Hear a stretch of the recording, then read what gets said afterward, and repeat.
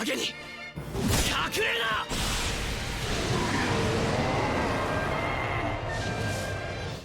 بتبدأ حكايتنا في مكتبة في مكان ما بين الأزمان. المكتبة دي فيها كتب ومؤلفات للكتاب المشهورين من مختلف العصور، لكن في مشكلة كبيرة قد تؤدي بهذه المؤلفات إلى الاندثار والعدم، والمشكلة دي تتمثل في كائنات شريرة تدعى بالملوثين، ودول بيحاولوا يدمروا الكتب اللي بتمثل التاريخ الأدبي في العالم، وده لو حصل هينتج عن كده دمار شامل سيؤدي إلى هلاك البشرية. وعشان كده أبطالنا عبارة عن مجموعة من المؤلفين من أزمان مختلفة بيدخلوا جوه الكتب اللي اتلوثت عشان يهزموا الملوثين وينقذوا المؤلفين اللي كتبوها، واللي بدورهم بيشاركوا في الحرب ضد الملوثين عشان ينقذوا العالم من الدمار. وهنا بتبدأ رحلتنا مع أول كتاب اتعرض للتلوث. اللي قدامنا ده يبقى دازاي، مؤلف أدبي محاصر جوه رواية مشهورة ليه تعرضت للتلوث اسمها اهرب يا ميلوس. وهو هنا في شخصية البطل اللي اسمه ميلوس، وده شخص سكير كان بيحاول يقتل الملك، لكن الحراس قبضوا عليه وبقت محاولته بالفشل، وفي النهاية حكم عليه الملك بالإعدام، إلا إن صاحبه ظهر في القصر الملكي وعرض على الملك عرض، وده عبارة عن إنه يتسجن مكانه لحد ما يحضر زفاف أخته الوحيدة، في مقابل إنه لو مرجعش قبل نهاية اليوم هيتعدم مكانه. وفعلا وافق الملك على العرض ده، إلا إن ميلوس ما قدرش يكمل الزفاف للآخر وبدأ يتحرك عشان ينقذ صاحبه قبل ما يجي الليل، لكن كتر الشرب أثر عليه ومخليه مش قادر يكمل. وهنا بيظهر بطلنا أكتاجاوا، وده مؤلف أدبي مشهور جدا في اليابان، اتولد في أواخر القرن ال19، وهو هنا عشان ينقذ دازاي وروايته من الملوثين اللي بيحاولوا يدمروها. وفي الطريق بيحاول ميلوس يستفسر هو ازاي عارف اتفاقه مع الملك، لكن إجابته كانت مبهمة حبتين، وعشان كده ميلوس بيتعصب عليه. وهنا بيوصلوا الجرف ومش بيقدر ميلوس يكمل الطريق، لكن أكتاجاوا بيعدي الجرف باستخدام قدرات خاصة تمنح للمؤلفين اللي بيحاربوا الملوثين. ولحد دلوقتي ميلوس اللي هو دازاي مش واحد منهم، وعشان كده هو لازم يعدي بقوته الجسدية ويعافر عشان يقدر يكمل طريقه. وفعلا بيقدر يعدي الناحية التانية، لكن أكتاجاوا بيكون اختفى من المكان، فبيكمل ميلوس طريقه وبيجري بأقصى سرعة ليه عشان ينقذ صاحبه من الإعدام. وبيقدر في اللحظة المناسبة إنه يوصل لساحة القصر الملكي، لكن في حاجة غريبة، وهي إن الملك بيقول له يبص كويس لصاحبه اللي هو عايز ينقذه، وبيسأله هل فعلا يستحق الإنقاذ. وفجأة بيبدأ ميلوس يتذكر خيانته لدازاي في الحياة الواقعية، وبيطلب منه الملك ينفذ فيه حكم الإعدام بنفسه. وفي اللحظة اللي بيرفع فيها ميلوس سيفه عشان ينهي حياة صاحبه، بيظهر أكتاجاوا من تاني وبيوقف المهزلة اللي بتحصل دي، لأن بالشكل ده الرواية هتبقى خرجت تماما عن مسارها الأصلي، وهتنتهي نهاية مأساوية بدل النهاية الأصلية السعيدة اللي دازاي كتبها. ساعتها بيظهر الملوثون وبيحاصروهم، وبيبدأ أكتاجاوا يهزمهم واحد ورا التاني. وهنا بيتدخل الملك وبيهاجم ميلوس، لكن مفيش خطر عليه لأن المؤلف ما ينفعش يموت في الرواية اللي هو مؤلفها، بس هو بيفقد وعيه وبيبدأ يفتكر حياته كدازاي، وبيفتكر كلام صاحبه اللي بنعرف هنا انه يبقى معلمه واسمه هارو. والخيانة اللي هو تعرض لها هي انه وعده بجائزة احسن مؤلف على روايته الأخيرة، لكن بالرغم من انه يستحقها إلا ان هارو مش لوحده اللي بيقرر حاجة زي دي، وعشان كده أغلبية المستشارين منحوا الجائزة لمؤلف تاني. وهنا بيصحى دازاي من نومه بعد ما رجع له جزء من ذاكرته، وبيبدأ أكتاجاوا يشرح له الموقف اللي هو فيه، فبيعرفوا ان المؤلفين بينسوا حياتهم السابقة لما بيدخلوا جوه الكتب بتاعتهم، والسبيل الوحيد عشان يخرجوا منها هي هزيمة الملوثين والحفاظ على النهاية الأصلية اللي هم كتبوها. فبيستجمع دازاي شجاعته عشان يدخل في النار وينقذ معلمه بعد ما سامحه، لكن الملك بيتمكن منه وبيوقفه لحد ما النار تقضي عليه عشان يغير النهاية. ساعتها بيتدخل أكتاجاوا وبينقذه من ايدين الملك، وبيهجم عليه وبيصيبه إصابات عديدة بتخليه يغضب ويتحول لشكله الملوث. في الوقت ده بينقذ دازاي معلمه وبيقدر انه يوصل للنهاية السعيدة اللي هو كتبها، ودلوقتي ما بقاش فاضل غير هزيمة الملوث، ويبقى كده نجحوا في تطهير الكتاب. فبيبدأ دازاي يتحول لطور المستكشف وبيستدعي المنجل اللي هو هيستخدمه، وبيهجم على الملوث، وبهجمة واحدة منه بيقدر بكل سهولة انه يقضي عليه. وهنا بتيجي لحظة الوداع عشان يفترق المؤلفين، لكن دازاي ما كانش يعرف ان المؤلف بعد ما بيتم تحريره من كتابه بيروح المكتبة الزمنية، وعشان كده هو متعصب. بعدها بيقابله نائب مدير المكتبة المتجسد في شكل قط، فبيشكرهم على تطهير الكتاب من التلوث، وبيعرف دازاي ان وجوده هنا مش وجود مادي، والا ما كانش قدر المؤلفين من عصور مختلفة انهم يتجمعوا في نفس المكان، وبالتالي فالمؤلفين الموجودين في المكتبة عبارة عن أرواح ومهمتهم هزيمة الملوثين. بس السؤال اللي بيطرحه ده ازاي هم ليه بيستخدموا أسلحة زي السيف والمنجل؟ هم مش المفروض انهم كتاب وسلاحهم يبقى القلم؟ لكن الأسئلة دي ملهاش إجابة معروفة، وعشان كده نائب المدير ساكت وحاسس بالإحراج. بعدها في وسط الكلام بيتفاجئ ده زي ان اللي واقف جنبه ده يبقى أكتاجاوا المؤلف المشهور، وده يبقى مثله الأعلى في الكتابة، والجائزة اللي كان المفروض ياخدها متسمية على اسمه. تعالوا بقى نتعرف على باقي المؤلفين في المكتبة. أول واحد معانا يبقى توكورو اودا، وده مؤلف مشهور في اليابان ليه روايات كتير اتحولت لافلام. وتاني واحد معانا هو تشويا، وده شاعر ياباني مشهور لكنه اتجه بعد كده للكتابة الحرة الحديثة في الشعر. وتالت واحد معانا هو شيمازاكي، وده بدأ حياته بالشعر الرومانسي لكنه اتجه بعد كده للكتابات الأدبية. وهنا بنشوف تشويا وهو عمال يضايق دازاي ويستفزه وبيتريق على احدى الروايات اللي كتبها عشان يعصبه، وفي النهاية بيرميه بالفنجان وبيوقعه من الدور التاني. بس كل اللي بيحصل ده عشان تشويا كذب عليه وقال له ان المخرج في قمة المكتبة، وهو صدقه لما شاف التروس الموجودة في سقف المكان. لكن الحقيقة هي ان المكتبة ملهاش مخرج، وعشان كده هم محبوسين هنا ومش قادرين يخرجوا، وحتى لو ليها مخرج مش هيقدروا يستخدموه، لان المكتبة دي هي المكان الوحيد اللي يقدروا يتخذوا فيه هيئتهم البشرية، لان زي ما عرفنا قبل كده هم عبارة عن ارواح، وده السبب اللي مخليهم يقدروا يتجسدوا ويدخلوا جوه الكتب. بس مش كل الموجودين هنا تم تحريرهم زي ما حصل مع دازاي، هم تم استدعائهم للمكتبة الزمنية من قبل كيان غامض يدعى بالخيميائي، وهنا بيظهر اكتاجاوا وبينضم لهم. لكن واضح كده ان هو وشيمازاكي ليسوا على وفاق، بس مش مهم التضارب اللي بينهم. خلونا نرجع لموضوع الخيميائي. الخيميائي ده كيان غامض وجد لمحاربة التلوث، وهو اللي انشأ المكتبة وخلاها مكان يقدر المؤلفين من ازمان مختلفة انهم يتجسدوا فيه عشان يقدروا يدخلوا جوه الكتب ويساعدوه في حربه ضد الملوثين. ودي هي كل المعلومات المتوفرة واللي محدش يعرف غيرها عنه. بعدها بنشوف دازاي واكتاجاوا واقفين يتفرجوا على النجوم الموجودة في السماء، برغم انها ممكن تكون مزيفة الا ان ده ما يمنعش ان شكلها جميل وجذاب بالنسبة لهم. وهنا بنعرف ان اكتاجاوا مش فاكر اي حاجة عن رواياته وكتبه، لا عارف هو كتبها ليه ولا عارف كان ايه شعوره وهو بيكتبها، وعشان كده هو بيحارب التلوث وبينقذ الكتب على امل انه يصادف حاجة تفكره بماضيه. وفجأة بيحصل تشوه في الزمكان، وده مؤشر على عودة احد المؤلفين من استكشاف احدى الكتب، والمؤلف ده اسمه اودا، وده كان معاصر لدازاي وتشويا في حياتهم السابقة. والكتاب اللي هو رجع منه ده من تأليف واحد زميلهم اسمه انجو. وبما انه فشل بيقرر اكتاجاوا ودازاي انهم ينقذوا انجو بنفسهم، ولازم يتحركوا بسرعة قبل ما صفحات الكتاب تتحول للون الاسود، لان ساعتها انجو والكتاب هيختفوا من العالم للابد. لكن دازاي قبل ما يوصل لعالم الكتاب بيشوف شجرة كرز بتحسسه بالخوف وبتخليه ما بيفكرش في حاجة غير انه يهرب منها. بعدها بيفتح عينيه على اتنين مواجهين سيوفهم ناحيته، لكن سيدتهم بتوقفهم وبتساعده. فلما بيبدأ يتغزل في جمالها بيرفعوا سيوفهم من تاني في وشه عشان يخوفوه، فبيتأسف لهم. وفي طريقهم للعاصمة بتبدأ تحكي له عن اشجار الكرز الموجودة في الطريق، وبتقول له ان سبب خوف الناس منها هو ان لما حد بيشوفها بيفقد عقله. وده هو مضمون كتاب انجو اللي محاصر حاليا في نص القصة اثناء ما الملوثين بيحاولوا يغيروا النهاية. وعشان كده الكتاب ده خطير جدا، واودا لوحده كان استحالة انه يقدر يطهره. وهنا بيفوق اودا وبيقول انه لازم يساعدهم، لان انجو وصل لمرحلة خلته خطير جدا وممكن ما يقدروش يحرروه. وفعلا زي ما قال انجو تحول لقاتل يسعى فقط لسلب الارواح، وهو هنا بيحاول يقتل دازاي اللي بيدافع بكل قوته ومش فاهم ايه اللي بيحصل. ومع ذلك بيستمر انجو في الهجوم عليه بكل قوته لحد ما بيقدر انه يبعد المنجل من ايده. هل ممكن تكون دي النهاية؟ اكيد لا، لان في اللحظة دي بيظهر اكتاجاوا وبينقذ دازاي من سيف انجو. بس الغريب في الموضوع واللي دازاي مش فاهمه هو ان اكتاجاوا بيسيب انجو ياخد راس البنت وبيمشي من غير ما يوقفه. بس دي هي حياة البطل، وزي ما اكتاجاوا ما اتدخلش في قصة ميلوس عشان يوصل للنهاية اللي دازاي كتبها، هو ما يقدرش يتدخل في قصة انجو ويمنع بطل القصة السفاح. وزيه زي اي حد بيشوف اشجار الكرز بيتغلغل في صدره خوف غريب بيخليه مش بيفكر في اي حاجة غير الهروب. ولحد ما يلاقي جبل الشعور الغريب ده بيفضل البطل يقتل في الناس لحد ما بيقابل بنت جميلة بتسحره بجمالها وبيقرر انه يتجوزها. بس اللي ما كانش يعرفه هو انه هيبقى لعبة في ايدها وهينفذ كل اللي هتطلبه منه. والسبب اللي بيخليه يجمع رؤوس ضحاياه هو انها امرته يعمل كده. والهدف من كل ده حاجة غريبة جدا، وهي ان البنت دي بتلعب بالرؤوس كأنها العاب، وعشان هي مريضة نفسيا ومختلة عقليا بيوصل بيها الحال انها بتغير من الناس اللي هي قتلتهم، لدرجة ان انجو بقى مستغرب هي بتعمل كده ليه وعايز يعرف كل ده هينتهي امتى. لكن لو مش عاجبه الوضع الحالي هو ليه مش بيبعد عنها؟ قد يعتقد البعض ان الحب هو اللي مقيده ومخليه مش قادر يعمل كده. هو ده السبب الحقيقي، لكن في القصة الأصلية البطل بيحس بملل من حياته معاها وبيرجع للجبل اللي كان عايش فيه، الا انه دلوقتي مش قادر يرجع بسبب خوفه من اشجار الكرز. والخوف ده نابع منها هي عشان يفضل جنبها، وده لانها ببساطة كده واحدة من الملوثين. وهنا بيتدخل اكتاجاوا ودازاي عشان يرجعوا القصة لأصلها، وبيتصرفوا كأنهم اشرار جايين يخطفوا حبيبة البطل. في الوقت ده بنشوف اودا وهو بيحاول يتغلب على تعبه عشان ينقذ انجو، لانه شايف ان هو ودازاي السبب اللي مخلي انجو محبوس جوه الكتاب بتاعه، عشان هم اللي شجعوه على كتابته لما عرض عليهم قصة البطل. ونرجع تاني لاكتاجاوا ودازاي وهم عند اشجار الكرز منتظرين وصول انجو، وفجأة بتبدأ البنت اللي هم خاطفينها تتحول عشان تكشف حقيقتها كواحدة من الملوثين، وبتبدأ تهاجمهم لكنهم بيقدروا يصدوها ويتفادوا هجماتها لحد ما بيوصل انجو عشان ينقذها منهم وبترجع من تاني لشكلها البشري. فبيحاول اكتاجاوا يفكروا بنهاية القصة اللي هو كتبها عشان يرجع لصوابه، وفي اللحظة اللي بيفتكر فيها انجو هويته واسمه بتكون الملوثة اتمكنت منه. لكن زي ما قلنا قبل كده المؤلف مش بيموت في الكتاب اللي هو مؤلفه، ولحد ما يقدر يستجمع قوته عشان يقتل الملوثه بيظهر اودا وبينقذه منها قبل ما تهجم عليه. فبيبدا انجو يستجمع قوته وبيتحول لثور المستكشف وبيرجع لشكله الاصلي، فبيهجم عليها بالخناجر بتاعته، وبعد قتال مش بيطول كتير بيقدر انه يهزم الملوثه، وبتنتهي القصه بالنهايه الاصليه اللي هو كتبها، وبيقدر انه يطهر كتابه من التلوث. بعدها بنشوف نائب المدير بيتكلم مع الخيميائي وبيبلغه باخر التطورات، فبيقول له ان انجو انضم لهم في حربهم ضد الملوثين، وبيقول برضه ان مفتاح الفوز في الحرب بيتمثل في اكتاجاوا. تعالوا بقى ندخل في الكتاب اللي بعده عشان ننقذ مؤلف تاني من الملوثين، والمره دي العالم ده بيتكلم عن الشباب والصداقه والحياه المدرسيه. فبنشوف هنا بطل القصه يوجي وهو في طريقه للبيت، وفي يوم بتقع عينه على شاب في الاتوبيس اسمه هاروكا بيقرا كتاب وبيقرر انه عايز يصاحبه، لكنه بيفضل على هذا الحال كل يوم بيبص له ومش قادر يتكلم معاه، لحد ما في يوم بيلمح اسم الكتاب اللي هو بيقراه وبيروح المكتبه عشان يدور عليه. بس الكتب في المكتبه مترتبه حسب اسامي المؤلفين، وعشان كده هو تايه ومش عارف يدور فين. وفجاه بيظهر دازاي وبيعرفوا اسم المؤلف اللي هو نفسه دازاي عشان تمشي القصه في مسارها الطبيعي. غروب الشمس ده هو الكتاب اللي دازاي الفه واللي هاروكا كان بيقراه في الاتوبيس، واللي يوجي حاسس دلوقتي انه عايز ينام وهو بيقراه، فبيظهر تاني وبيزعله عشان يخليه يقرا الكتاب للاخر، وقبل ما يمشي بيقول له ان دي هي الطريقه الوحيده اللي هتخليه يقدر يبدا كلام مع هاروكا. فبيرجع يقرا الكتاب وبيفضل سهران لحد ما بيقدر يخلصه بعد طلوع النهار، وفي الاتوبيس فعلا بيبدا يتكلم مع هاروكا عن الكتاب وبيقدر يتصاحب عليه، وبيروحوا سوا المتحف الادب لان هاروكا بيحب دازاي وكتاباته. هو ممكن يكون كان منطوي على نفسه حبتين، بس مؤلفاته قمه في الجمال والروعه. ومش بس كده، ده يمكن فشل حياته الاجتماعيه كان هو السبب اللي خلاه يقدر يكتب كل هذه الروائع. بعدها بيروحوا للمنتزه وبيتكلموا عن القرايه وازاي العالم الحديث والتكنولوجيا والموبايلات خلت الكتب تقريبا بدون قيمه، وعشان كده هو سعيد انه قابل حد بيحب كتاب غروب الشمس. بعدها في المدرسه بيعرفهم المعلم على تشويا وكتاباته اللي بيظهر فجاه في الفصل وبيبدا يتكلم مع يوجي، لكن الغريب في الموضوع ان محدش شايفه غيره. وغير كده كمان بيظهر له اودا وانجو في المكتبه وبيكلموه عن الكتب بتاعتهم، وبيقدر الاربعه بمرور الوقت انهم يعرفوه على احسن مؤلفاتهم. بعدها بنشوفه مع هاروكا اللي بيبدا يحكي له عن الشبه بينه وبين دازاي، وبيحكي له عن الوحده اللي كان فيها اللي خلته يدخل في مرحله من الحزن، لحد ما قرأ كتب دازاي اللي غيرت تفكيره ومفهومه عن الحياه. ساعتها رجع لقلبه البهجه والحيويه اللي كانت تقريبا اختفت منه، وقدر انه يلاقي هدف لحياته اللي كانت بلا هدف. بعدها بيرجع يوجي للبيت وبنشوف هنا الكتب اللي عنده وقد اصابها التلوث. وتاني يوم وهو في المدرسه بتمحى ذكرياته عن دازاي وباقي المؤلفين تماما، وبيحس ان في حاجه اختفت جواه، فبيكلم هاروكا وبيحكي له عن الشعور اللي هو حاسس بيه، لكنه بيتاسف له وبيقول له انه مش هيقدر يتكلم معاه. في الوقت ده بنشوف الكتب في العالم كله بعد ما اصابها التلوث، وبيحاول يوجي يدور على هاروكا في كل مكان لحد ما بيقدر يوصل له، فبيروح وراه عشان يتكلم معاه. لكن المفاجاه هنا انه بيطلع على سطح مبنى عالي وعايز ينهي حياته، وبمجرد ما بيختفي كتاب غروب الشمس من اثر التلوث بيرمي نفسه عشان ينهي حياته اللي فقدت هدفها بعد اختفاء كتب دازاي اللي كانت بتديله الامل. وبالتالي بيبدا يوجي هو كمان ينطفي وبتفقد حياته بارقها وهدفها، واللي شفناه دلوقتي ده هو نتيجه قضاء التلوث على الكتب الادبيه واختفائها من العالم. وفجاه بيصحى اكتاجاوا وبيلاقي نفسه مربوط من ايديه الاتنين وكل زمايله مربوطين جنبه ونايمين. ساعتها بيبدا نائب المدير يتواصل معاه وبيقول له انهم موجودين داخل كتاب، وفي الوقت اللي كان فيه تلوث على وشك انه يقضي عليهم فكر انه يتواصل معاهم عن طريق الاحلام، لكن للاسف الوحيد اللي قدر يتواصل معاه ويصحيه هو اكتاجاوا، والسبب هو انه اكتر واحد فيهم ارتباطا بالخيميائي. والعالم اللي هم كانوا فيه ده من انشاء الخيميائي قد يكون حقيقه وقد يكون خيال، بس المهم في الموضوع ان دي هي النهايه اللي هيوصل لها العالم لو التلوث قدر يتمكن من الكتب الادبيه. فبيحرر اكتاجاوا نفسه من القيود وبيحرر زمايله وبيفوقهم وبيكملوا طريقهم عشان يطهروا الكتاب ده من التلوث القوي اللي قدر يأثر فيه. فبنشوفهم هنا جوه الكتاب في مكان غريب شبه قصص الاطفال، وبنلاقي دازاي بيتخانق مع كلب لقوه في المكان، وفجاه بيسمعوا صوت ضرب نار، فبيروحوا يشوفوا ايه اللي بيحصل، والمفاجاه انهم بيلاقوا تشويا ميت على الارض، بس هو ما ماتش ولا حاجه، ده جزء من القصه، وبرغم انه لسه في وعيه الا انه مش قادر يقوم من على الارض، وعشان كده بيقترح انجو انهم يدفنوه بدل ما هو مرمي في وسط الطريق. بس الاهم من كده انهم يلاقوا القاتل اللي عمل كده، لكن الموضوع هيبقى صعب حبتين، وده لان الملوثين مسيطرين بشكل كبير على عالم الكتاب زي ما شفنا. فاول حاجه هيعملوها عشان يلاقوا القاتل هي انهم يمشوا ورا الادله الموجوده في المكان، ورغم وجود سلاح واضح للجريمه الا ان دازاي بيقول ان الكرسي ده هو سلاح الجريمه الحقيقي. وفجاه بيسمع صوت ضرب نار وبيلاقي نفسه مكان تشويا، وبتبدا الاحداث تتعاد من تاني وبيتناقش عن الهويه المحتمله للقاتل، وبرضه بنلاقي الكرسي الغريب ده موجود في المكان، وفجاه بنلاقي انجو ميت مكان دازاي ولسه الكرسي موجود في المكان. في اللحظه دي بيدرك اكتاجاوا ان الكرسي ده يبقى احد الملوثين، او بشكل اوضح شويه هاجيوارا مؤلف الكتاب هو اللي بيعمل فيهم كده بعد ما التلوث قدر يأثر فيه. وفجاه بيلاقي كل واحد منهم نفسه في مكان مختلف عن الباقيين، وبيظهر هاجيوارا عند دازاي واكتاجاوا وبيحاول يقتلهم. والغريب في الموضوع انه بيقول انه بيتعاون مع الملوثين بارادته، لكن بالشكل ده كتابه هيتلاشى ويختفي من العالم. بس واضح كده انه مش مهتم وبيحاول بكل قوته انه يوقفهم. ورغم انه قدر يهزم كل المؤلفين اللي بيحاولوا يوقفوه، الا ان اكتاجاوا قدر يقف ضده وبيبدا يتكلم معاه عشان يفوقه. فبيتكلموا عن مؤلف اسمه مورو كان من الكتاب اللي اتاثروا بكتابات اكتاجاوا، وعشان كده ساب الشعر واتجه لتاليف الروايات. بس هو مش بيحاول ينتقم منهم ولا حاجه، هو بيلوم نفسه لانه شايف ان هو كان السبب في ان مورو يهجر الشعر ويلتفت للروايات، وعشان كده هو عايز كتبه كلها تختفي من العالم، وبيحاول بكل قوته انه يمنعهم من ايقافه. وهنا بيظهر الملوث اللي مستحوذ عليه ومشوش على تفكيره، وبيفضل يضغط عليه عشان يخليه يوقفهم. في اللحظه دي بيظهر مورو عشان يوقفه بنفسه بعد ما الكتاب استدعاه عشان يطهره. وقبل ما الملوث ياثر اكتر على تفكير هاجيوارا بيقتله مورو، وبيبدا يتكلم معاه بشكل ودي عشان يبطل يلوم نفسه. وبيقدر في النهايه انه يطهر الكتاب وبيحافظ على النهايه الاصليه اللي هاجيوارا كتبها. وبكده تكون المكتبه انضم لها مؤلفين جداد عشان يساعدوا الخيميائي في حربه ضد الملوثين. بعدها بنشوف دازاي وهو بيحاول يوصل للخيميائي، لكن نائب المدير بيوقفه. بس هو بيعمل كده عشان عايز يرجع لجسمه المادي، اصل طالما الخيميائي هو اللي جابهم هنا يبقى هو اللي يقدر يرجعهم. لكن نائب المدير بيقول له ان الموضوع مش بالسهوله دي وان اللي بيفكر فيه ده مستحيل. بعدها بنشوف مؤلف اسمه موشانوكوجي وهو مجتمع مع اكتاجاوا وتوكودا ونائب المدير، وبما انه لسه واصل للمكتبه الزمنيه فهو محتاج ياخد جوله في المكان. بس هو ما وصلش لوحده، ده في كمان مؤلف زميله هو واكتاجاوا اسمه شيجا وصل للمكتبه، وده كان معلم دازاي. بس في مشكله صغيره، وهي انه كان بيميل للواقعيه في كتاباته على عكس الخيال والرومانسيه اللي دازاي بيكتبهم. وعشان كده دازاي متضايق ومتوتر بسبب وصوله للمكتبه، فبيروح لتشويا عشان يشتكي منه ومش عارف يتصرف معاه ازاي. فبيفكروا سوا، بيقول له تشويا على حاجه يعملها هتخليه يقرب منه اكتر. فبيقابله في المكتبه وبيعرض عليه يروحوا البحر سوا، بس هو مش عايز يلعبوا او يعوموا سوا، هو عايز يقتله، وده اللي بيقوله من غير قصده في وسط الكلام. وعشان كده شيجا باصص له البصه دي فبيجيب ورا على طول. بعدها بيوصل اكتاجاوا وبيبدا شيجا يعلق على روايه هو كتبها، فبيقول له ان الروايه عباره عن زباله لان كل حاجه فيها كانت عظيمه لحد الفصل الاخير، وده بسبب بطل الروايه اللي طلع بيحلم وطلعت كل الشخصيات في الاخر مجرد خيال. وبيفضل يهاجم ويهاجم لحد ما دازاي بيتعصب وبيمسك فيه، لكن اودا وانجو بيوصلوا وبيفضوا النزاع. وهنا بيجتمع المؤلفين مع نائب المدير عشان اللي حصل ده، وعشان برضه يشتكوا له ان الاكل اللي متوفر لهم قليل قوي في الكميات والانواع. بس ده كان قرار الخيميائي لانه شايف ان كتر الاكل والشرب هيخليهم كسلانين، وده هو رد نائب المدير. لكن الحقيقه هي ان المكتبه ما فيهاش اكل غير التونه عشان هو بيحبها ومش عايز ياكل غيرها. فبيقترح موشانوكوجي انهم يبداوا يزرعوا اكلهم بنفسهم قبل ما تحصل مجاعه. ورغم ان نائب المدير موافق على الاقتراح، الا ان الباقيين مش موافقين بسبب المجهود اللي هيبذلوه. لكن موشانوكوجي مصر على كلامه ومش عايز يسمعهم، وخلاص قرر انه هيشرف عليهم. وفوق كل ده كمان نائب المدير وافق على الاقتراح وخلاص هيتنفذ. واول ما اكتاجاوا بيبين انه موافق بيوافق دازاي على طول، وبيقول انه يقدر يشتغل احسن من شيجا. فبيستفزه شيجا وبيوصل الحل منافسه في الزراعه بين الاثنين. لو دازاي خسر شيجا هيحلق له شعره، ولو شيجا خسر هيبعد عن اكتاجاوا وهيبطل يضايقه. وده كده هو المكان اللي هتتم فيه المنافسه جوه حيز الزمكان التابع للمكتبه. ودازاي هيساعده اودا وانجو وتشويا اللي بيعرض عليه انهم يزرعوا رز، وده لان الرز اساسي في وجبه الشعب الياباني. بس ده الكلام اللي هو بيقوله لهم، لكنه في الحقيقه عايزهم يزرعوا رز عشان يخمروا ويحولوا لساكي. وهنا بنشوف شيجا مع هاجيوارا ومورو وبيقترح عليهم هاجيوارا انهم يزرعوا قرع. فبيبدا الفريقين عمليه الزراعه، واكتاجاوا وموشانوكوجي هيبقوا هم الحكام. ولما بيبدا دازاي يتكاسل عشان يرتاح بيبعت له موشانوكوجي رساله بيوبخوا فيها وبيلوموا على اللي بيعمله، بس مش عارف ايه فايدتها عشان هو بيجي بنفسه وبيزعق له عشان يشتغل. ودلوقتي بعد ما خلصوا زراعه المحاصيل اللي اختاروها بيبدا سحر الخيميائي عشان تكبر ويبداوا يحصدوها تاني يوم. بس عندنا هنا واحد شرير ناوي يحصد الزرع قبل ما يصحوا من النوم، لكنه بيصحى تاني يوم وبيلاقي محصول الرز كله محصود. بس المفاجاه هنا هي ان انجو حصد المحصول وطبخ الاكل وكل حاجه جهزت وبقت تمام. في نفس الوقت بنلاقي الفريق التاني عاملين حاجه غريبه المفروض ان هي حلويات، لكن من بشاعه المنظر هم مشوشين على شكلها، ده غير ان طعمها يقرف طبعا. وده لان هاجيوارا حب يجود وزود اكل مورو المفضل وهو بيطبخ. وبعد كل اللي شفناه ده اللي فاز هم اتنين مالهمش دعوه بالمنافسه اصلا، وهم توكودا وشيمازاكي اللي كانوا شغالين معاهم وقت الزراعه، الا ان محدش كان مركز معاهم. بعدها بنلاقي دازاي واكتاجاوا تاني تحت النجوم بيتكلموا عن شيجا، وبيقول اكتاجاوا ان كتاباته عميقه ورائعه لانها حقيقيه وبتكشف كل حاجه عن افكار وخبايا الرجال. وفجاه بيبدا التلوث ياثر فيه لحد ما بيتمكن منه وبيختفي من المكتبه. ودلوقتي جه الدور عليهم عشان ينقذوه ويطهروا كتابه اللي بعنوان لوحه من الجحيم، وده روعه من روائع اكتاجاوا بتدور احداثه في العصور الوسطى. بطل القصه اسمه يوشيهيدي، وده رسام في منطقه كيوتو اليابانيه، لكنه كان منبوذ من الناس بسبب غروره. لكن في حاجه واحده بس ما كانش بيتكبر عليها وكان بيحبها قوي، والحاجه دي هي بنته الوحيده. وفي يوم من الايام امره سيده انه يرسم لوحه بتعبر عن عذاب الجحيم، وعشان هو مش بيرسم يرسم غير الحاجات اللي بيشوفها قدام عينيه، بدأ يعذب طلابه عشان يرسم مظاهر العذاب اللي بتظهر عليهم. وفعلا قدر يرسم اللوحة اللي سيده طلبها منه ما عدا آخر جزء، وده هو أساس اللوحة واللي بيتمثل في امرأة تحترق بألسنة اللهب. وفي ليلة من الليالي استدعاه سيده وحرق بنته قدام عينيه، وللأسف ما قدرش يوشيهيدي يعمل حاجة عشان ينقذها، لكنه في النهاية قدر ينهي اللوحة الفنية اللي سيده طلبها منه. وفي العادة الكتاب اللي بيتعرض للتلوث بيختار المؤلفين اللي هيطهروه، إلا إن المرة دي الكتاب ما اختارش أي حد من الموجودين في المكتبة، وده ملوش غير تفسير واحد مفيش غيره، وهو إن الكتاب مش عايز حد يطهره عشان يختفي من العالم للأبد. وده سببه هو إن أكتاجاوا في مرحلة ما من حياته بدأ يكره الروايات اللي كان مؤلفها، لأنه كان شايف إن الكلام اللي بيكتبه ما يقدرش يبني قصة حقيقية، وده كان رأيه الشخصي على عكس الناس اللي كانت بتحب رواياته وكتاباته. وبكده نكون عرفنا قد إيه الموضوع خطير. وفجأة بنلاقي دازاي بيحاول يدخل جوه الكتاب لكن مفيش فايدة، الموضوع مش بالسهولة اللي هو متخيلها. وهنا بيظهر شيجا وبيساعد دازاي عشان ينقذوا أكتاجاوا، ومع دفعة صغيرة من الخيميائي بيقدروا هما الاثنين يدخلوا جوه الكتاب. وفي المرحلة دي كان لسه سيد هيديوشي ما طلبش منه يرسم اللوحة، وعشان كده بنته ما زالت على قيد الحياة، فبيروح لهيديوشي على انه رسام وبيطلب منه يبقى معلمه، ولما بيرفض بيبدأ يتحايل عليه ويتذلل له عشان يوافق لحد ما بنته بتقدر تقنعه. وبكده هيفضل جنب هيديوشي لحد ما الملوثين يظهروا عشان يغيروا القصة، وساعتها هيقدر يوقفهم. بس الشغل معاه والعلم هيبقوا متعبين حبتين، وكل ده عشان يشوف بعينه حاجات جديدة ويقدر يرسم لوحات مختلفة عن باقي الرسامين. وبتعدي الأيام وتتوالى الأحداث في نهجها الطبيعي لحد ما بيظهر أحد الملوثين، وبيبدأ دازاي يتعامل معاه، لكنه للأسف بيختفي من المكان، وبيضطر دازاي يهرب من الحراس اللي كان بيهاجم زعيمهم. ولما بيرجع لمعلمه بيلاقي شيجا بيتكلم معاه بصفته أكتاجاوا مش هيديوشي، وبينقذه منه لما بيحاول يهاجمه عشان يموته، لأنه شايف إن الرواية دي كانت بداية النهاية بالنسبة لأكتاجاوا. في اللحظة دي بيشك دازاي إن شيجا تم السيطرة عليه من قبل الملوثين، لكن ده مش صحيح، هو فعلا كان ناوي يقتل أكتاجاوا عشان الرواية دي بمثابة لعنة، أو بشكل أوضح شوية وصمة عار في تاريخه الأدبي. بعدها بيجي الحراس وبياخدوا بنت هيديوشي لسيدهم، وحاجة زي دي واضح إنها شرف لأي بنت في القرية. وزي ما عرفنا قبل كده بيطلب الزعيم من هيديوشي إنه يرسم لوحة من الجحيم، لوحة بتعبر عن البؤس والرعب المتمثلين في أعماق الجحيم. ولأن دازاي دلوقتي يبقى تلميذه، فالأحداث هتمشي زي ما شفنا قبل كده. بيبدأ هيديوشي يعذبه عشان يرسم مظاهر العذاب اللي هيشوفها عليه، وبيفضل يزود في التعذيب عشان يدور على أفضل مشهد ممكن يرسمه، لحد ما بتيجي اللحظة اللي بيقرر فيها إنه يرسم المرأة اللي بتحترق بألسنة اللهب. وبيشوف هنا بنته وهي بتتحرق قدامه، لكن المرة دي بينقذها من النار وبيحاول يهرب معاها. وهنا بيجي دور دازاي عشان يوقف اللي بيحصل ويرجع القصة لأصلها. في اللحظة دي بيكتشفوا إن بنته تبقى أحد الملوثين، وبتهاجم دازاي وبتقدر بكل سهولة إنها تهزمه وبتبدأ تسيطر عليه، لكن خطتها بتفشل لسبب ما خطرش على بال حد، وهو الجرح اللي في ايدها. والجرح ده شيجا هو اللي تسبب فيه لما كنا فاكرين انه بيحاول يقتل أكتاجاوا، لانه على عكس ما كان مبين لدازاي فهو عايز ينقذه مش عايز يقتله. ورغم انه بينتقد كتاباته الا انه بيحبها ومش عايزها تختفي من العالم، فبيهجموا على الملوثة عشان يطهروها في وسط ألسنة اللهب. ولما بتدرك انها مش هتقدر تهزمهم بتحاول تهرب من المكان عشان تغير النهاية، الا ان شيجا بيوقفها وبيضحي بنفسه عشان يقدر هيديوشي ينهي رسمته، مع ان الرسمة اختلفت عن النهاية الأصلية الا ان مضمونها هو نفسه كما رسمها أكتاجاوا. وبكده يكون ابطالنا قدروا انهم يطهروا الكتاب اللي كان رافض حد يطهره. وللاسف مات شيجا في سبيل انقاذ صديقه العزيز والمؤلف العبقري أكتاجاوا، اللي التلوث قدر يتمكن منه وبقى تحت سيطرة الملوثين. بعدها بنشوف موشانوكوجي بيتكلم مع أكتاجاوا عن جنازة شيجا، وبيقول انه ما حضرهاش المرة دي لانه حضرها مرة قبل كده في حياتهم السابقة. ده غير انه بيحس بيه دايما كل ما بيقرا كتاب من كتبه، لان روحه وشخصيته موجودين في الكتب اللي قضى حياته كلها بيكتب فيها. فبياخد أكتاجاوا كتاب من كتب دازاي وبيستأذن وبيمشي عشان يسيبه لوحده. بعدها بنشوف الشباب مجتمعين عشان دازاي ناوي يعمل مفاجأة لأكتاجاوا، والمفاجأة دي عبارة عن نادي للمعجبين عشان يفرحوا بعد موت شيجا، لكنهم بيفكروا كتير عشان يلاقوا حاجة يعملوها بس مش بيلاقوا. شكلها كده كانت فكرة متهورة ومش هتتنفذ. وهنا بنشوف شيمازاكي مع أكتاجاوا بيحاول يتقرب منه، لكن أكتاجاوا بيصده عشان يبعد عنه بس مفيش فايدة، بيفضل ماشي وراه ملازمه ومش راضي يسيبه. فبيستخبى أكتاجاوا في المطبخ اللي فيه اودا وانجو بيجربوا أكلات جديدة، وبيشرب مشروب من اختراع انجو لكن واضح كده انه حاطط فيه حاجة بايظة. ولما بيفوق بيسألهم عن دازاي، فبيقولوا له انه شخص طيب لكنه فاشل، لطيف وبيحاول يسعد اللي حواليه بس فاشل. واكتر حد كان قريب ليه هو رابعهم في الشلة واللي اسمه دان، وده حاول يفهم دازاي لدرجة انه كان هينتحر معاه في مرة من المرات. في الوقت ده بنشوف نادي المعجبين اللي دازاي كونه بيزرعوا في الارض التابعة للمكتبة. يا ترى بقى بيزرعوا ايه؟ دازاي قرر انهم هيزرعوا تبغ لان ده اكتر حاجة ممكن تفرح أكتاجاوا، فبيتعصب عليهم نائب المدير وبيقول لهم يوقفوا اللي هم بيعملوه ده. وبما ان زراعة التبغ بقت ممنوعة بيقرر دازاي انه يولع في المحصول كله، ودي هي نتيجة غبائه وتهوره. عمل دماغ مخليه مش عارف هو بيقول ايه ومش قادر يقف على حيله. وبما ان أكتاجاوا بيحاول يتعرف على دازاي فهو خلاص قرر يقرا كتابه اللي خده من المكتبه. فلما بيبدا يقرا الكتاب بيجي شيمازاكي وبيقعد جنبه ومعاه الكتب اللي اكتاجاوا الفها، وبيفضل يتكلم عنه وعن شخصيته اللي الكتب بتعكسها وعن راي الناس في كتبه، وبيكلموا عن فتره حياته اللي بدا يكره فيها كتبه اللي الفها قبل كده، وعشان كده كتاباته اتغيرت وبقى بيالف كتب باسلوب مختلف تماما عن شخصيته وتفكيره. وعشان كده شيمازاكي عنده نظريه بتفسر الحاله دي، وهي ان اللي الف كتب اكتاجاوا الاخيره يبقى الملوث الموجود جواه. لكن هل الملوثون بكرههم للادب يقدروا يالفوا كتاب؟ وعشان كده النظريه الادق هي ان اكتاجاوا شبه ملوث، وبالتالي فالملوث اللي مسيطر عليه كان محرف افكاره ومخليه يكتب حاجات مختلفه عن اللي كان بيكتبها. لكن اكتاجاوا شايف ان كل اللي هو قاله ده اي كلام نابع من شخص بيكرهه، ومع ذلك بيقعد شيمازاكي مع توكودا وبيتكلم معاه في نفس الموضوع، لانه فعلا شايف ان ده هو التفسير الوحيد للتغيير الكبير في كتابات اكتاجاوا. وده لان الناس مش بتتغير بالسهوله دي في يوم وليله. يعني مثلا ابوه كان مجرم ومات في السجن، بعدها بفتره مش طويله ماتت امه واخته من المرض واخوه الكبير دخل السجن، وكل ده كان بسبب اختيارات ابوه الخاطئه، لانه لو كان قدر يتغير بسهوله زي ما حصل مع اكتاجاوا ما كانش كل ده حصل. وده هو سبب تفكيره في اكتاجاوا بالطريقه دي، وده السبب برضه في نشأة مؤلف كبير زي شيمازاكي، لانه استوحى كتاباته من موت عيلته وانشأ عالمه الخاص من المأساة اللي حصلت له في حياته. بعدها بيروح اكتاجاوا لدازاي عشان يقول له رايه في الكتاب اللي كان بيقراه واللي بعنوان لم يعد بشريا، ورايه هو انه ما حبش القصه وما قدرش يستمتع بيها، ومش فاهم ازاي ممكن حد يشوف ان كتاب زي ده يستحق القرايه. وفوق كل ده بيقول له ان اللي يكتب حاجه زي دي يبقى شاب فقير ادبيا وما يستحقش يبقى مؤلف. وكل الكلام ده طبعا نابع من التلوث اللي جواه عشان يأثر على دازاي، وفعلا بينجح انه يعمل كده، وبيبدا التلوث يسيطر عليه وعلى كتابه. وبيروح اكتاجاوا لشيمازاكي بعد ما قدر يستعيد وعيه وبيقول له انه كان عنده حق. وهنا بنشوف اودا وانجو بيستعدوا لدخول الكتاب لمساعده دازاي، لان الكتاب استدعاهم بصفتهم اقرب اتنين ليه، وحاجه زي دي طبعا بتخلي تشويا متضايق. في الوقت ده بنلاقيهم حابسين اكتاجاوا في السجن لحد ما ينقذوا دازاي، وبعدها نشوف هيعملوا معاه ايه. وهنا بيفكر شيمازاكي مع نائب المدير في النظريه اللي كان بيطرحها، لكن نائب المدير بيقول له ان الملوثين استحاله يبقوا مؤلفين حتى لو كانت الروايات اللي هيكتبوها سيئه او مسيئه للتاريخ الادبي. ودلوقتي بقى تعالوا ندخل جوه الكتاب المرعب اللي اسمه لم يعد بشريا ونشوف ايه اللي هيحصل. فبنشوف هنا دازاي، او بمعنى اصح الملوث اللي مسيطر على دازاي، وهو مستني وصول اودا وانجو، ولما بيوصلوا بيتفاجئوا باحداث غريبه ما كانتش موجوده في القصه، وده معناه انهم في المرحله اللي الملوثين فيها بداوا يتحركوا عشان يغيروا النهايه ويدمروا الكتاب. وبطل قصه الكتاب المره دي اسمه اوبا. بس هو ايه اللي وصله لمرحله الجنون اللي هو فيها دي؟ تعالوا نلقي نظره على حياته وهو صغير عشان نفهم حيثيات الشخصيه. اوبا من وهو صغير مش فاهم ازاي الانسان ممكن يكون طبيعي، عمره ما فكر انه ياكل عشان يسد جوعه، وانه ياخد هديه من حد كان بالنسبه له الم شديد لا يمكن تخيله، لانه عمره ما فكر هو ممكن يكون بيحب ايه او عايز ايه. حتى لما كبر ودخل المدرسه قدر يتقرب لزمايله لانه كان بيضحكهم، لحد ما قابل شخص قدر يكتشف انه بيمثل وان دي مش هي شخصيته الحقيقيه. ساعتها حس برعب جواه عمره ما حسه قبل كده، وعشان كده قرر انه يصاحبه عشان ما يكشفش سره لحد، ولكن النتيجه كانت عكس ما كان يتوقع. الرعب اللي جواه زاد وبقى خايف منه اكتر من الاول، لانه بدا يتكلم عن حياته اللي هو بيحاول يخفيها عن الناس، وقدر بكلامه المخيف انه يقنعه يظهر الوحش اللي جواه بدل ما هو بيحاول باقصى جهده انه يخفي وجوده. وده اللي وصله للي هو فيه دلوقتي، كائن غير بشري لا يفهم معنى كون المرء بشريا، خايف من البشر ومرعوب من فكره انه مش قادر يفهمهم. وبطبيعه الحال فاللي بيخاف من حاجه يا اما بيتخلص منها او بيبعد عنها، وهو قرر يتماشى مع الاختيار الاول ويخلص من اي حاجه بتخوفه. ودلوقتي جه الدور على اودا وانجو انهم يفوقوه ويرجعوا شخصيه دازاي اللي التلوث سيطر عليها. لكن واضح كده ان اوبا جواه وحش قوي جدا، والتلوث اللي مسيطر عليه مخليه اقوى بشكل مرعب، وده مخلي اودا وانجو محطوطين في موقف صعب جدا ومش قادرين يهزموه. في الوقت ده بنشوف شيمازاكي مع اكتاجاوا بيحاول يعرف سبب تلويثه لكتاب دازاي، لكن طبعا حاجه زي دي ما كانتش بارادته، وهو حاليا عايز ينقذه باي طريقه، والطريقه اللي هو ناوي ينقذ بيها دازاي غير مألوفه حبتين، لكن بما ان جواه جزء ملوث فهو يقدر يساعده بالطريقه دي، وده عن طريق انه بيدخل جوه كتاب بيتكلم عن حياه دازاي من تأليف دان اللي قلنا عليه قبل كده انه كان اقرب حد لدازاي في حياته. وبالطريقه دي هيقدر اكتاجاوا انه ينقذ دان من الكتاب ده بعد ما لوثه، وبعدها دان هيدخل جوه كتاب لم يعد بشريا ويحارب اوبا بنفسه عشان ينقذ دازاي اللي دلوقتي بيقاتل اودا وانجو ومخليهم مش قادرين يقفوا على رجليهم ومهزومين شر هزيمه. ورغم انهم بيحاولوا يتكلموا معاه عشان يرجعوه لصوابه الا انه مش سامعهم ولا ناوي يسمعهم. وفي اللحظه اللي بيقرر فيها اوبا انه ينهي حياتهم ويقضي عليهم بتوصل المساعده اللي ما كانوش يعرفوا انها جايه في الطريق. بيوصل دان وبينقذهم من ايدين الوحش الكاسر اللي كان على وشك انه يموتهم، فبيتعصب اوبا وبيهجم عليهم عشان ينهي القتال. لكن اللي هو ما يعرفوش هو ان دان كان اكتر حد فاهم دازاي وعارف غرضه من كتابه شخصيه اوبا، وعشان كده هو الوحيد اللي يقدر فعلا انه ينقذ دازاي، وفعلا بيقدر يعمل كده عن طريق انه بيفصل الملوث عن جسمه وبيرجع دازاي لشكله الحقيقي. وبما ان الشله رجعت كامله من تاني بيبداوا يتعاونوا مع بعض عشان يهزموا الملوث.